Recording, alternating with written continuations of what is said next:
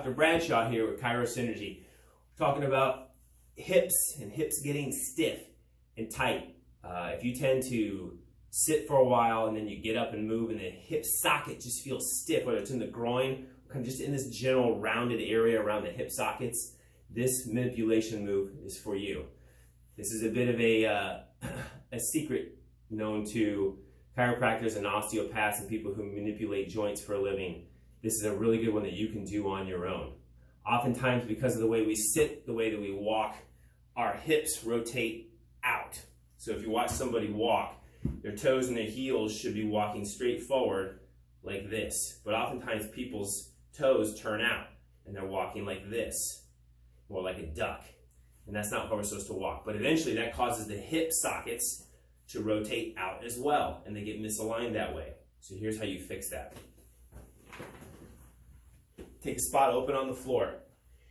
You're going to spread the feet out pretty wide, turn the toes in. Okay, so they're not turned out, they're turned in. Knees straight, hands on your hips. You're gonna rotate like you're trying to turn your body to one side. And as you do that, this hip will drop down to make that happen. And you work on that, trying to get that to rotate just a little bit more every time, keeping your feet flat, toes turned in. And sometimes you will get that hip to pop back in, and then you do the other side. Turn to the left, and drop the hip down. Just like, there it goes. And I can get my hip to pop and release there. Feels really good. It's a great exercise to do. When it releases, it's just like, it feels so good. So if you do a lot of sitting, if you have a tendency for your toes to splay out when you walk, this is the stretch for you. This is the manipulation move for you. You can do this whatever you want throughout the day.